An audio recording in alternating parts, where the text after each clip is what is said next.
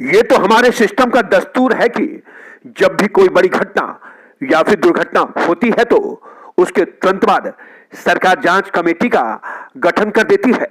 जांच कमेटी में भी सरकार अपने पसंदीदा लोगों को शामिल करती है। वो भी सरकार के इशारे पर काम करती है।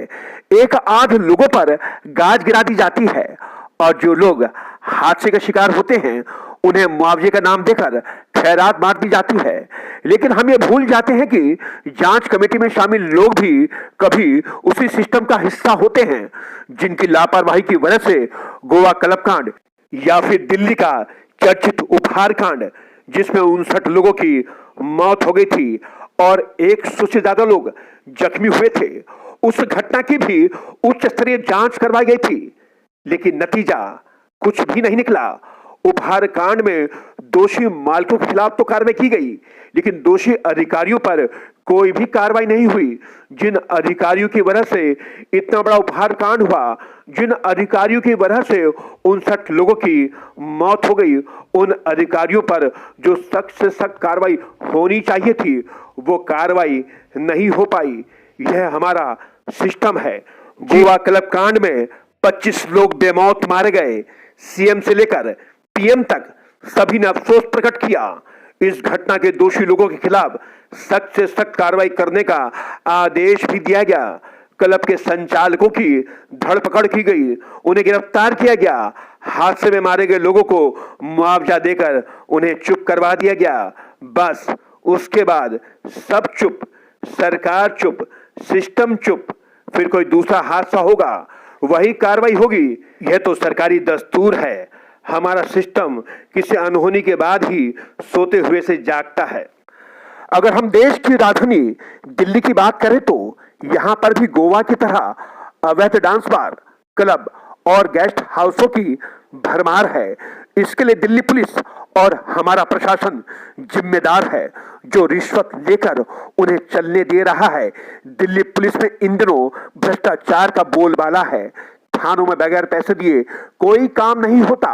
अब तो जिलों में तैनात डीसीपी भी एसएचओ की तरह अवैध उगाही के काम में लगे हुए हैं। दिल्ली पुलिस कमिश्नर का पद पॉलिटिकल हो जाने की वजह से हालत और भी बद से बदतर हो चुके हैं। बाहर से थोपे गए पुलिस कमिश्नर को दिल्ली पुलिस के कर्मचारियों और अधिकारियों से कोई मतलब नहीं होता है, तो वो कुछ लोगों के हाथों की कठपुतली बनकर ही रह जाते हैं।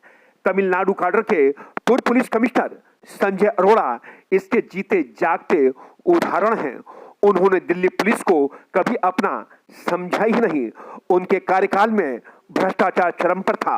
यूटी काडर के अधिकारियों को जब मौका मिलता है तो वो थानों की बोलियां ही लगा डालते हैं। अगर हम अवैध डांस बार और क्लब की बात करें तो दिल्ली में कनॉट प्लेस, चाणक्यपुरी, खान मार्केट, डिफेंस कॉलोनी, चित्तरंजन पार्क, मुखर्जी नगर, मॉडल टाउन, मोती नगर, राजौरी गार्डन, कीर्ति नगर, हरिनगर, तिलक नगर, विकासपुरी और ऐसे तमाम इलाके हैं जहां पर पुलिस की मदद से अवैध क्लब और डांस बार चल रहे हैं। क्रिसमस और नए साल की पार्टियों की तैयारियां शुरू हो चुकी हैं। यह ऐसे मौके होते हैं जब बगैर लाइसेंस के चल रहे डांस बार और क्लब में पार्टियों का आयोजन किया जाता है। इसके एवज में दिल्ली पुलिस को दी जाती है मोटी रिश्वत।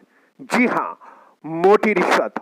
और फिर जब होता है गोवा के क्लब जैसा कोई बड़ा हादसा, राज्य सरकार घड़ियाली आंसू बहाती है। सीएम से लेकर पीएम तक अफसोस प्रकट करते हैं। जांच कमेटियों का गठन किया जाता है, आरोपियों की धरपकड़ की जाती है, हादसे के शिकार हुए लोगों को मुआवजा बांटा जाता है। उसके बाद फिर सरकार चुप, सिस्टम चुप, हम और आप चुप। न्यूज़ नेट ब्यूरो की रिपोर्ट।